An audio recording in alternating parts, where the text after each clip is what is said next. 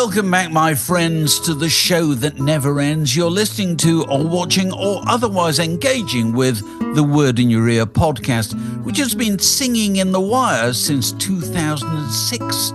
What does this mean? It means that compared to Word in Your Ear, every other podcast is an arriviste, a parvenu, a jumped-up Johnny-come-lately. If you're a person of taste and discrimination who is aware of all this already, show your support by subscribing to this feed, leaving a like, and going to patreon.com/wordinyourear to see how you can get more closely involved. And here we go again.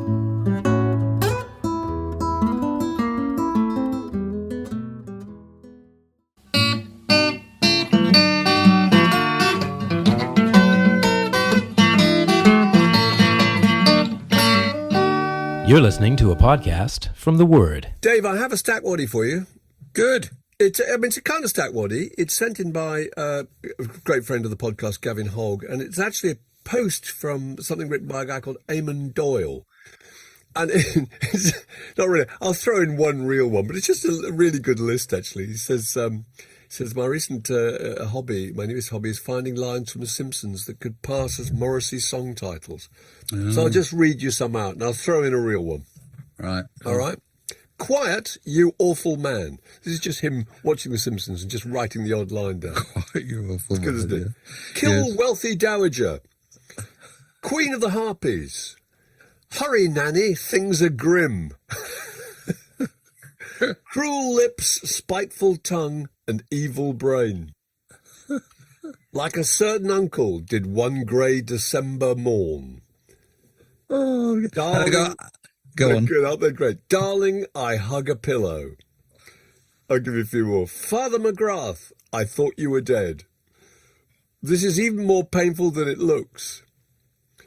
I can't help but feel partly responsible. Not the box factory again, Seymour. That's good, isn't it? Far be it from me to gloat at another's downfall, and past insurances in which I professed to like you, but were fraudulent. Gosh, I can't. Wonderful? Yeah, and one of those is real, isn't it? One of those is real. I mean, God, go on, you tell me. I don't know. Darling, I hug a pillow. Darling, I did wonder about that. Is hug that a pillow. title of a Morrissey song? It said that's very English. I would have thought, "Darling, I hug a pillow." Yeah, it is. It feels very English to me. So it wouldn't be The Simpsons. Clever. Their pastiches are. So that originated. Morrissey must have just sat there and just picked up phrases and thought, perfect. I'll start with that. I'm sure if you're Morrissey, you can take it's like John Lennon, isn't it? You take a line out of the newspaper and just say it in a certain tone, and it sounds like a Morrissey lyric, doesn't it? It does. It's just the power of the voice, isn't it? So, well, thanks to Gavin Hogg for sending us that from, who did it originate from? I can't remember. It was a guy called Eamon Doyle. Eamon Doyle. Thank you, Eamon Doyle. Stout work. Have you been following the Lily Allen saga in the light of her new record? Which is entirely about the kind of breakup of her, who'd have thought it, open marriage to an American actor. And just as far as I could tell, has just kind of taken the kind of the diary of what's happened to her and just turned it into song, as people increasingly do nowadays. Do they not? That's the feeling I have. If you're going to make a record, particularly if you're a female performer, and most pop names nowadays are female performers, you have a kind of high profile affair, and then when it fails, or fails to go wherever everybody wanted it to go, you then just quickly step into the studio, a bunch of people kind of tune up, start playing, and you just bemoan it over the top of it. Don't you really? You bastard, you left the toilet seat up, all that kind of stuff. Just turns in, you never put the bins out. All that. Track 4 is you never put the bins out. Yeah, you always get a cookout, and and I cook from scratch. Yeah, exactly. Absolutely. And it's an extraordinary state of affairs, isn't it? And I see today that the house, the Brooklyn brownstone, 3-story, I think, luxuriously appointed, interior designer, authored, is now on the market for $8 million, which is, Mark, twice the price they paid for it 2 years ago. And so not, you kind of related to the fact that it's getting all this publicity. That's the point. You don't need a blue plaque outside, do you? This is the house where, I don't know, Blood on the Tracks took place. You know what I mean? Exactly. Where the actual marriage happened that inspired the events of this well-known record. It's absolutely extraordinary state of affairs. It's an amazing story. The other thing she's done, I suppose, is she's gone out with a load of quite famous people and written about them too, which is another trope, isn't it? I suppose it is. Went out with Ed Simons, and she of the Chemical Brothers, and then married a guy called Sam Hooper. And then during the marriage to Sam Hooper, she let drop that she had paid for sex with female escorts. Oh, so there we go. And then we've all been there. Again. Then she had an affair with Jay Joplin, didn't she? Then Liam Gallagher, when he was married to Nicole Appleton. And then this guy, David Harper, who was in Stranger Things, you know. But what I thought was, I've listened to quite a bit of that record, actually. I'm interested in it because it's got so much publicity. And the thing that struck me as extraordinary is that there have been, there's been lots of, I suppose you could call them divorce albums in the past, haven't there? Here, My Dear, and Blood on the Tracks, and, Shoot Out the Lights, whatever, Tunnel of Love. But they tend to be about the emotional experience of going through what you went through and reflecting on that. There's a sort of sentimental attitude. This is not the case with this song, which with this record, West End Girl, which interestingly was billed somewhere as being her most personal work to date. Which is that wonderful cliche, and it's actually very kind of prosaic. The lyrics are all kind of, Daddy's home for the first time in weeks, got the dinner on the table. I'm telling the kids it's time to eat, I'll drop off your clothes, your mail, and your medication. I'm already on my way, heading to the station. So it's all written in a very colloquial way. It's not a poetic record at all. So when you get into the stuff that she's telling you about her husband, it's kind of chilling. It's all about, I don't know, him cheating on her with a particular girl called Madeline, who he met playing tennis, and so there's now a big controversy about who is the real Madeline, as there was at the time with the real Jolene, wasn't there? Who is Madeline? I mean, it's a brilliant thing because there's so many ways that you can get publicity out of it, And the details, Dave, are just, oh God, they're eye-watering, It's sex toys, isn't it? And all this kind of stuff. So, he's called a sex addict at one point in the lyrics. And so, there is absolutely immense amounts of information. And the other thing she does, she says that some of it's true. So she's kind of covered. So you can choose to believe it's true, or you could choose to believe that bit's fiction. But I mean, it's just it's very cleverly done. And well, all I can say is think of the children, Mark. I know that's right. Teenage children. Imagine if your mother's done that. Oh my goodness me! I know. Couldn't hold your head up at school. Talking of the home life of popular music legends. I note, is it right that Van Morrison's childhood home in Hindford Street in Belfast is being turned into some kind of museum? Is that right? 125 Hindford Street, where he lived, I think, where he was born, right, in 1945, I think, Yeah, That was his first home. And I love that because, I was just trying to imagine if you went in there, obviously it will be pretty much as it was, and if not, it will be artfully reconstructed to look like the home of the late 1940s. I'm just trying to think, they always have those kind of objects that you can look at and photograph and things that you could connect with the person. Dave, what would the objects be in Van Morrison's case? Because I'm saying, obviously a Bakelite radio, right? Yes. Bottle of cherry wine. Yeah. A silver half a crown. Yeah. There'd be some fishing rods. There'd be a packet of 5 Woodbines.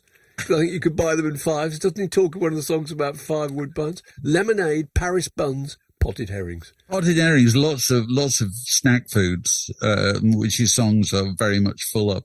Because actually he did a song called Hindford Street, didn't he? It was a stream of consciousness, just stuff he remembers. And he clearly he does remember very, very clearly that stuff that happened to him, in those days before rock and roll, as he says, and I have been there, Stuart Bailey very kindly took me down Hindford Street, yes. On his, he took me on his tour of Van Morrison's Belfast, including Hindford Street, and behind there is an area is it called the Hollow? I don't know. It was Yes. kind of a river.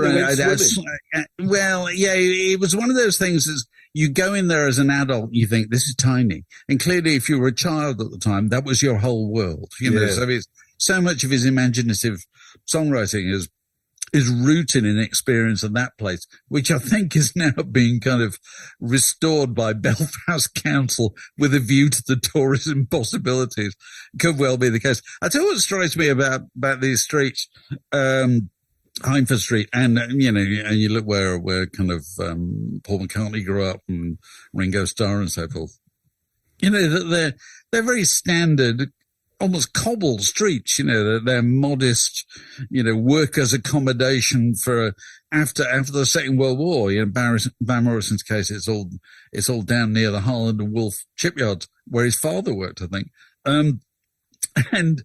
And so these terrace houses, obviously people still live in them, but nowadays people do everything they can to convert those houses so that they don't seem like terrace houses. There's got to be parking, and there's flat screen tellies and all that kind of thing, and rooms knocked through. And so most of the street will have been, upgraded in people's eyes. Whereas the job of whoever is trying to recreate the Van Morrison home is to take it back absolutely as much as possible. And it must be really odd to live in those neighborhoods. Yes. Like one set of dwellings are going in one direction. Yeah, and then the number 125 or whatever it is. Yeah, you go back into 1948. It's been deliberately taken barely back. any electricity. It's got a knackered old rusted bike outside, The tin probably bathtub. There's probably somebody washing the step outside. It's extraordinary. So yes, that's something to look forward to for your next tour of Belfast.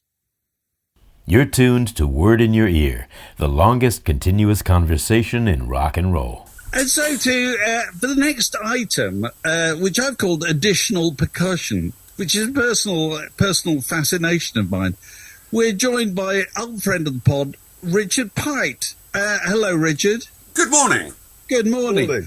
And because Mark and I were talking about the kind of glory days of the 60s, when it all seemed that Beatles records and Stones records and Manfred Mann records were always distinguished by the fact that there was generally some kind of additional percussion on them. Yes, now, Richard, right. You're a drummer percussionist, so you're our guide through this mysterious trail. Now, let's first of all start with the Beatles, as all good things do.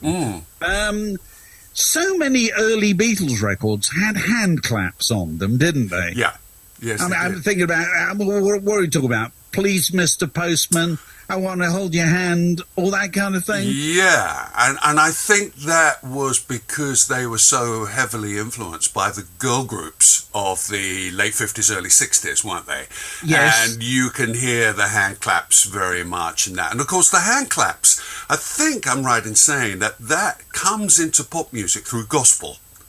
And in fact, I was thinking about this when you mentioned this to me about hand claps in pop music, how far it goes back. Furthest back I can go, and I'd be very interested to hear if there are any other anoraks out there who could take it back even further.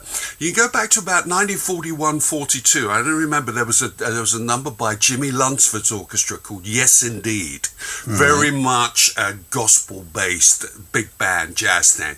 And that has hand claps in, where the rhythm section just cuts out and it's just hand claps. And things like Anita O'Day singing That's What You Think. So it goes back to around about that time. But it's gospel-based. It's gospel based, isn't it? As is, one of the instruments I want to talk about next, which is the tambourine. It implies participation, doesn't it? It implies that somebody more than the musicians are making that noise.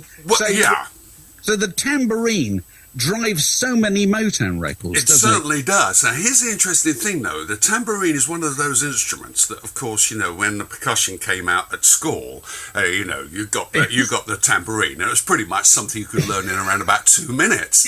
But the man that we are talking about, the hero of the Tamala Motown records is Mr. Jack Ashford. Jack Ashford. And those of your listeners and viewers who will have seen Standing in the Shadows of Motown may remember, I mean, it's a long time since I've seen the film, but the one thing that stands out to me is that when the band is playing and Jack comes in with the tambourine, it lifts it to a completely different level. And that is so interesting about all these things, isn't it? Because you and I were talking about Heard It Through the Grapevine, Marvin Gaye, which everybody knows, massive number one for years and years and years. Yeah. And that's got a tambourine part, but just at the beginning, hasn't it? Just at the beginning, that's right. I think partly it is to do with, I think you've got to remember that the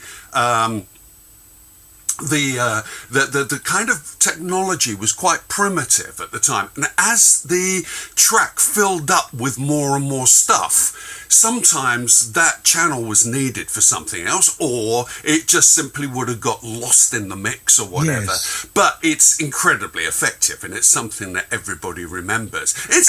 Go on. And you hear him at the beginning of Heard It Through the Grapevine, and he kind of shakes it, doesn't Yes, he? he does. So it sounds like a rattlesnake. Now, Give us an idea. I'm gonna do the Cheetah's tambourine shake for you, which is basically you just hold the tambourine like this and you just shake from head to feet.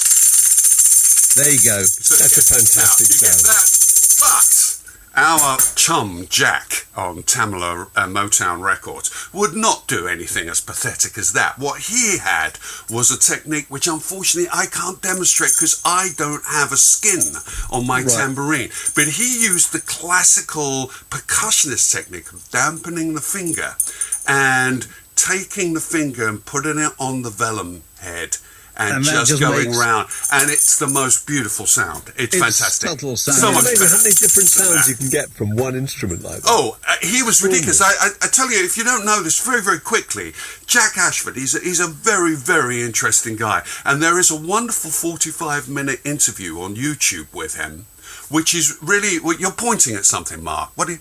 Yeah, no, sorry. No, my wife's bringing a cup of coffee in. Oh, I thought you were pointing to his autobiography on your bookshelves. Anyway, the thing is that he talks wonderfully about his introduction to Motown, and in fact, at the time, he was working. He comes from Pennsylvania, and he was Philadelphia, and he was working in a jazz club as a vibes player. And the leader of the band was doing really terrible business, and they were in danger of losing the residency. So the guy who ran the band found a tambourine in a pawn shop and brought it into the gig and handed it to him and said, "Why don't you play this?" And the number that they were playing, unbelievably, was take 5. Now, it's hard enough playing the tambourine in 4/4, but now with the poor guy's got to play it in 5/4. Anyway, they then started advertising him as Jack Ashford, the jazz tambourine player. And suddenly, the business went through the roof and people were coming to see the jazz tambourine player. Tamala Motown heard about this. Now, we think about tambourine, just give anybody a tambourine and off you go. But they actually flew him out from Philadelphia to Detroit to come and be their in-house tambourine player, which I think is really impressive. And he's so much the signature of so many of those records, isn't it? And it is amazing how you can hear these additional percussion instruments over the top of everything else going on, can't you? Yeah, you certainly can. It's extraordinary. And and also Jack Ashford plays the triangle at the beginning of Inner City Blues. He does. That's right. By Marvin Gaye. Yes, and he does. he only... Have you got one there? You got one there? I have one. Just remind us of a triangle, what it sounds. He does something very, very simple at the beginning, because it goes... do, do, do, do, do, do, do, do, do. And he just plays that, okay? Right. So, and then, of course, the one... It was interesting when you mentioned about this to me, David, because I just thought, what were the first tracks that came into my mind when I thought of certain percussion instruments? And with this one, I thought, well, Spanish Harlem, Benny King, right. Which is a slightly more complex thing. So you got that kind of thing going all the way through it. But then you're damping the sound down there too, aren't you? You're getting two different tones. Yes, right. You're dampening the sound. But then we go into heavy metal triangle, right? Okay, this is all right. This is very dainty, very, very nice, very quaint. But if you then go to what we call the chuck wagon triangle, you will probably know from all those cowboy movies of old that when it was time for your baked beans... When your beans are ready. Yeah, the wizened, toothless old cook would be banging away on the chuck wagon triangle, and they would all come from near and far. And that chuck wagon triangle was clearly in the cupboard at Abbey Road because you can hear it. You can hear it performed magnificently on Everybody's Got Something to Hide Except for Me and My Monkey. Because, now, it's just worth recapping this for people who don't know. The famous stairs that led from the studio floor to the control room in Studio 2 at Abbey Road, where the Beatles made all the records, there used to be a massive cupboard underneath it in which were kept all manner of noisemakers.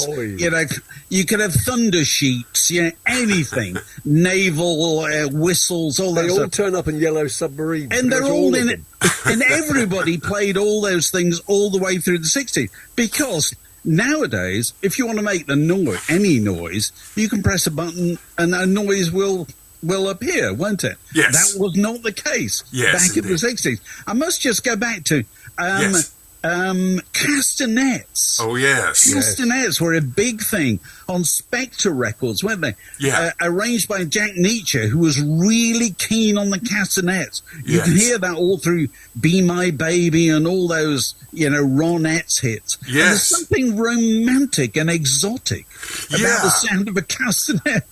There is. It's interesting because it slightly predates what I used to talk about in British pop music, which was the fact that around about the mid-60s onwards, people were taking package holidays in Spain. Yes. And suddenly this was reflected in the music of the period. Herb Albert and the Tijuana Brass got very, very popular. That sound of the two trumpets conjured up the Costa Brava, didn't it? And you had things like the Legend of Xanadu, Dave D, Dozy, Beaky, Mick and Titch. It was the sound of the Costa Brava. Now, this actually relates to what you were talking about with castanets, because I don't know if you or your parents went to the Costa Brava in the late 60s, but one of the things you brought back with the donkey, with the sombrero on it, or the bullfight poster, was the castanets. You brought back a pair of castanets, which you actually wrapped with string around your fingers.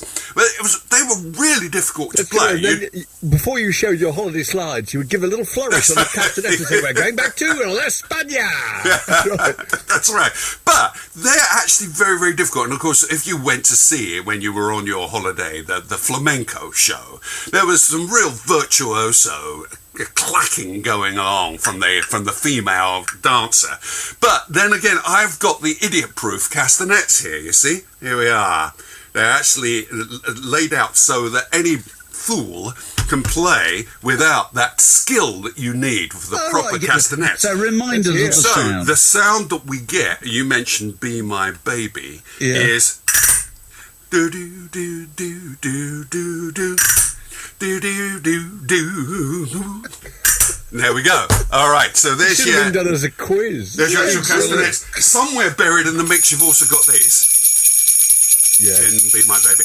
Do you know what struck me about Be My Baby is that the drums are incredibly loud on it. When you revisit those old recordings, one thing that strikes you is how quiet the bass and drums is compared to modern mixes, isn't it? But my goodness, they are loud on that recording. They sound like the Clap of Doom, don't they? They do. And of course, also talking about Spanish holidays, I'm holding up my maracas here. Now, I'm going to take you back again to the early 60s when people did come back from Spain and they bought, as well as castanets, they bought maracas. And these would be handed on to 14-year-old me to do impressions of Mick Jagger at family parties. Because he was always wielding maracas. He was, and all right, and then and clap your hands and just wave a maraca. They knew who you were. Yes, and what was terribly impressive about Mick was he had two pairs of maracas, not just one. He did. Two, yeah. He did. That was the sign that he'd hit the big time. He could afford two pairs. It was a Keith Emerson approach to maracas, wasn't it? Two keyboards. Yeah. Now let's move forward to another very distinctive additional percussion sound from the late 60s. The cowbell. Oh, yes. Well, we're still on the Stones yeah. here, aren't we? Yeah. Yes, the Stones cowbell. again. So Right. remind people what a cowbell sounds like, Okay, Richard. here is the cowbell. Right. And what Give we us are a noise. talking about here, well, if we go to the kind of standard cowbell as used, say, on Atomic Roosters tomorrow night, you've got... We all think of. Yeah. which goes on for around about 4.5 minutes. You know. Yeah. But you've got a little bit more sophistication in a track such as Honky Tonk Women, which of course is just like the first thing that a lot of people will think of when you play the cowbell. Now, the interesting thing about the cowbell and also the maracas in those Rolling Stones records was that they were played by the record producer Jimmy Miller. Now, we've discovered with Jimmy Miller, of course, that being a record producer, you get to mix your own percussion, right? You have the last word, don't you? You do. So whereas our poor Jack on I Heard It Through the Grapevine, after his rattle on the tambourine, was suddenly dispensed with, he wasn't required for the rest of the track. When Jimmy Miller is playing percussion on the Rolling Stones records, he's there all the way through. It's unrelenting. But he starts with this. And off you go. You're in. Okay. But it's there throughout. And of course, when we're talking about Jimmy Miller, the fact that he is the record producer means that in a real thrash up like Gimme Shelter, which starts with the guiro, Right. Jimmy starts on that. But no matter how full the sound gets with Mick Taylor and Keith Richards battling it out with the guitars, you can still hear right at the front of the mix Jimmy playing. Yes. All the way through. It's all there, you know. So you can imagine Jimmy at the control panel saying, can we have just a little bit more of the guiro, please? A little bit more of the guiro. So there we are. That's Jimmy Miller. So going back to Honky Tonk Women, it's interesting how the cowbell lets you know that the record's about to start. Yes. The record starts with Charlie Walters drums. It is, isn't it? And you're ready for it Yeah. because the cowbell has set the scene, so to speak. Absolutely right. Yeah, Accentuated the drama. it's a isn't it? tremendous moment. It really It's is. extraordinary. Yeah. So listen, I think to play us out, Yes. you've brought with you the biggest piece of additional percussion kit you've got. Oh yes, yeah. Well, this is actually I'm hoping for your a gong here. Yes. J. Arthur Rank. yes. You with the quiz question for you both is I'm going to play the opening few seconds of a hit record from 1968. And there is a prize for anybody who gets it. Right, here we go. Here's the instrument. Yes. And it is a gong. And it is a gong. That's fantastic. It's a gong. There you go. What is that the opening bars of? Well, I'm going to venture a guess. It's Kites by Simon Dupree and the Big Sound. Correct, sir. Well done. Very good. Well done. Richard, thank you very much for that. Terrific. For that tour of your ironmongery there in your home. Well, you're very welcome. Any other trivial rubbish that you need an expert to pontificate on for 10 minutes, only too happy to help. Thank you very Thank much. you. Thank you. This is Word in Your Ear, from Aardvark to ZZ Top, and back again. Well, thanks very much to Richard for his demonstration of percussion. How did you get on without me last week, Mark? I was away. We got on fine. You were away in Cornwall. And we did all sorts of things. And one of the things that Alex and I did was records that sound unique, Oh, yeah. based around Bohemian Rhapsody, which was 50 years ago this week. And just when you first heard it, you had never heard anything like it. And we went through various records that we thought just were completely original. It's astonishing, where people would ring you up and say, have you heard this record? Wuthering Heights by Kate Bush. You know, you must hear it. It's just extraordinary. various people have written in with some suggestions. Jude Rogers, our old pal from Word, wrote in saying Hand in Glove by the Smiths. He said, actually, I wasn't there for this, but when I first heard it, later on, he said it was just absolutely extraordinary. The stop-start drums and the folky harmonica, etc. She said, A Paranoid Android by Radiohead. She said she can remember hearing that for the first time at university in my gothy ex-boyfriend Richard's room and hearing the 3-part harmonies on it. And Amy Winehouse, she's talking about from the first time she ever heard that, the combination of the voice and that kind of lyric. Lily Allen's LDN. Keith Hammond wrote in with suggesting Billie Jean, Uptown Funk, Staying Alive, Gangster's Paradise. You Really Got Me by the Kinks. True, that's a good one. Well, so many of the Kinks records. Oh, yeah. See My Friends with the kind of drone, wasn't it? It was there at the beginning of that whole thing. You know, I remember records where when you heard them, you'd never heard a thing like it. And subsequently, there were millions of records like them. And the ones I remember, I don't even mention this last week, were Why Can't We Live Together by Timmy Thomas, which I think was a number one record, wasn't it? Which had a kind of very basic rhythm box, ticking sound, you know. Rock Your Baby, George McCrae, very similar thing. You thought, never heard a sound like that at all. And then 3 months later, there were millions of records like that. And I Feel Love, Donna Summer, wasn't it? The one that we talked about that. Because Brian Eno took that back to David Bowie and said, in the future, all records will sound like this. Yes. And he was right. Yeah. He was completely right. Not all his predictions were right, but that one was right. Yeah, go on. Any more? Base Alpha says Paul Hardcastle's 19. That's true. That was a kind of yes. trick, a kind of, a synthesized tick. You really remembered it. Geezer Techhead said Nag Nag Nag by Cabaret Voltaire, Money by the Flying Lizards. Again, that was kind of gimmicky. Definitely. Gimmicky, but it was Trans-Europe Express. But it's also, I tell you what's interesting, and what a lot of these have in common is the attractions, the appeal of something suddenly sounding machine-like.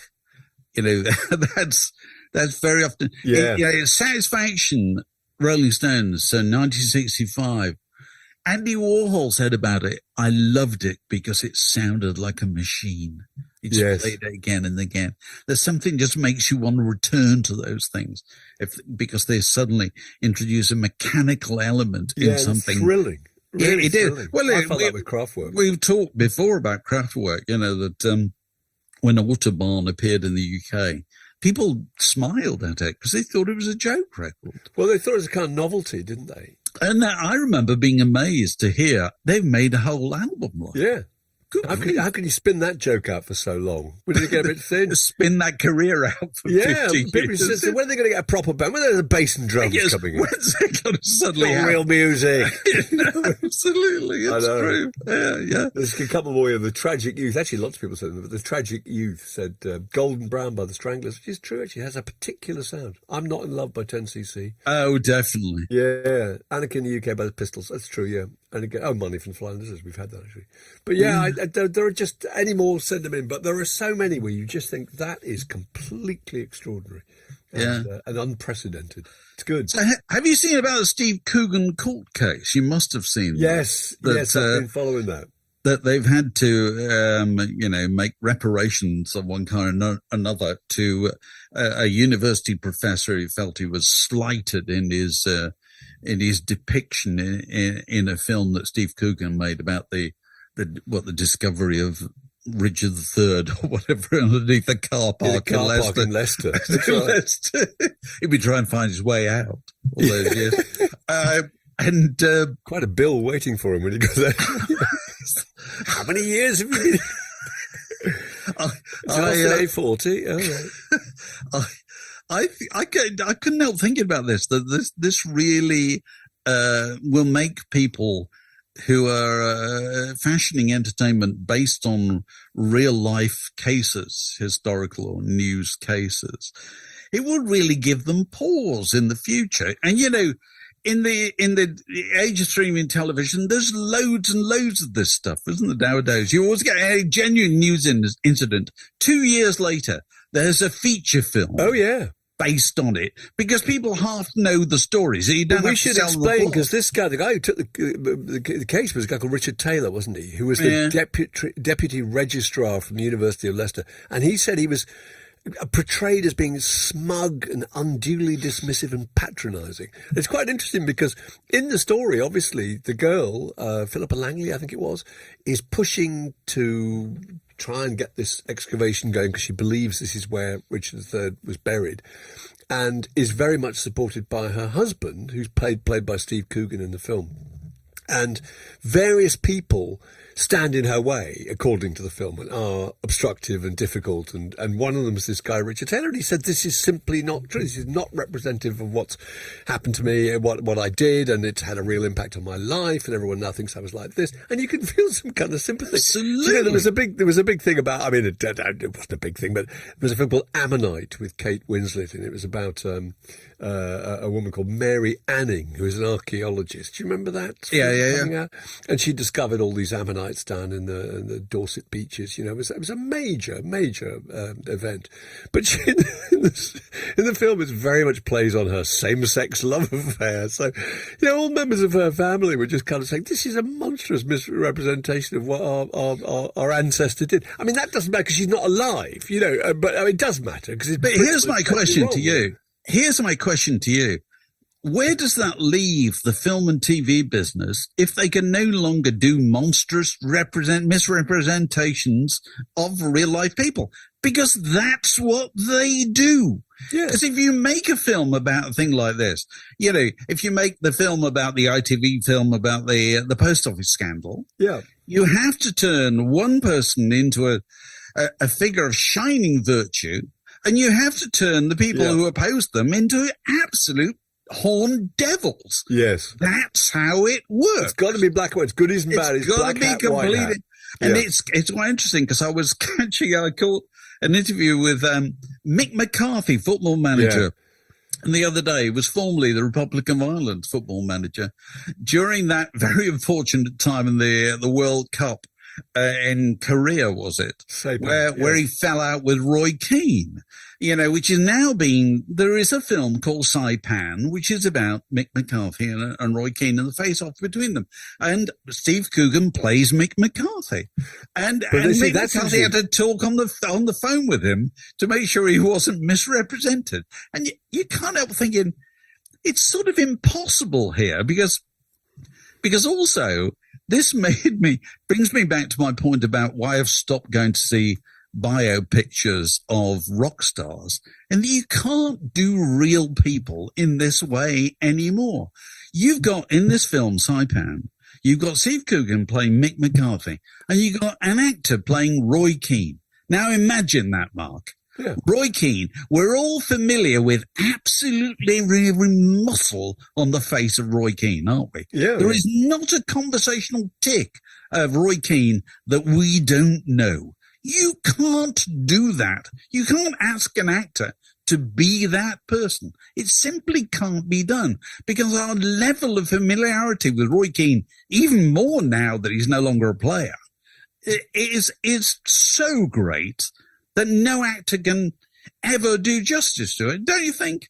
I do. I think there's another element to it, which is that Coogan tends to play the good guys, if you like, in the film. He played Martin Sigsmith, didn't he, in Philomena, and he played the, as we were saying, the John Langley, the husband of Philippa Langley, who very much pushes, he's very supportive and helps get the whole thing through with the excavation of Richard III. So he will be inclined, and you can understand that, to play the good guy. Now, the thing about Mick McCarthy versus Roy Keane, as far as I can see, is that it's such a complicated story. It's incredible. One of them is absolutely virtuous. What do you know for sure? All stories are really complicated. Yeah. I mean, of course they are. If you know the truth about anything, you know it's madly complicated.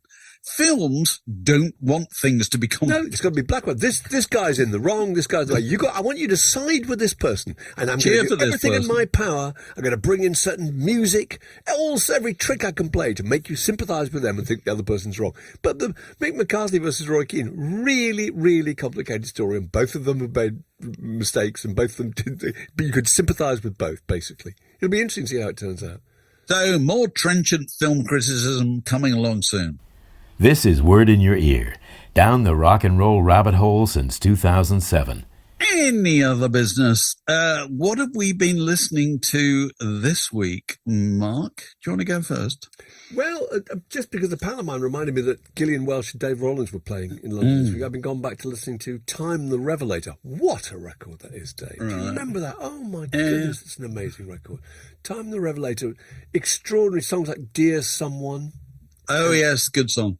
It's just extraordinary. And, you know, Gillian Welch's vocal with Dave Rollins' harmony underneath, so all the backing harmonies are slightly below, and his beautiful acoustic guitar embroideries. I remember Bob Dylan once saying that this was his favourite guitarist.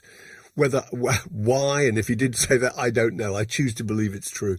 But that's an extraordinary record. It made me go back to the word Revelator. Went up to the attic and had a dig around, and I found Sunhouse, John the Revelator. John the Revelator. In fact, we were talking about hand claps earlier on, and I think this is one of the most powerful. He slaps his thighs, doesn't he, John the Revelator? Is his thigh? Maybe it is his thigh. I think it is. I think so. Yes, he does. Yes, go on. It's just the most incredibly... People talk about a really stripped down recording. You can't get any more stripped down than this. It's Sunhouse. I think it was recorded in the mid-60s. And who knows who wrote the song?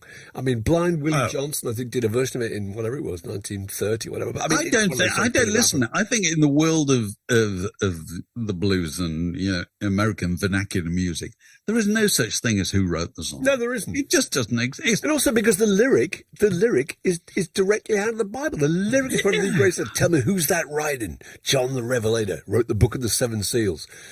God, he says, God walked down in the cool of the day, called Adam by his name, and he refused to answer because he's naked and ashamed. I mean, that is a fantastic lyric. And this is Sunhouse just singing unaccompanied. And you imagine he must have worked out this arrangement because, I don't know, he would have been singing possibly on street corners, singing in small clubs. That would have got people's attention. Just the sound of these hand claps or him slapping his thigh and singing those things. It is. If anyone's not heard it, so go often and the listen to it. case. It's So phenomenal. often with the case with those guys, wasn't it? Like John Lee Hooker it was always his foot on the wooden floor. It was the percussion. It's dramatic in itself. I've been listening to. I've started listening to. Philip Glass's soundtrack music for the Paul Schrader film Mishima, and I've never seen the film, but I was slightly inspired by when we talked to Mark Commode the other week, and he was talking about. I asked him what soundtrack record he liked listening to most when he worked, and he said that the soundtrack to Drive My Car. Because it felt like a movie. It felt like a complete movie. It had a range of moods. But he could play it in the background. And I started playing Mishima, and I thought you can do the same thing with the Mishima because it's got that Philip Glass. It's just got the insistent sound, You can relegate it to the background, but it also makes you feel like working, makes you feel like you ought to be doing something. And I posted something on Instagram about this, and I asked people, for their suggestions of things that they listen to in the same way. And somebody suggested Peter Gabriel's music from Martin Scorsese's Last Temptation of Christ, which came out as Peter Gabriel Passion, I think, in the 90s. And I actually had a copy of this, and I hadn't listened to it for ages. And I put it on, and I've been playing that quite a few times this week. And it reminds me of the fact that post 9/11, so many American kind of thrillers and films set all over the world, they always have a bit where they transfer the scene from America to Beirut or, somewhere in the East. Yeah. And that's always immediately announced by a soundtrack that sounds like that Egyptian orchestra that's on the Jimmy Page, Robert Plant record, No Quarter. You know what exactly, I mean? I know what you mean. It instantly sounds like, here we are. It's the equivalent of seeing an aeroplane taking off, isn't it? You know, we're going abroad. We're going somewhere somewhere in the Middle East, and it's all the same over there, isn't it? Yeah, this'll do. Will this do? Yeah, it's free. You know, that you can hear a certain amount of that in the Peter Gabriel record Passion. But anyway, it's very good. That's good. So what have we been? What we've been doing, we've done a lot, actually. We talked to Sam Sussman the other day, and that podcast will be up next week, I think. Sam Sussman, a man who believes that Bob Dylan is his father. That is the gist of the book that he's written.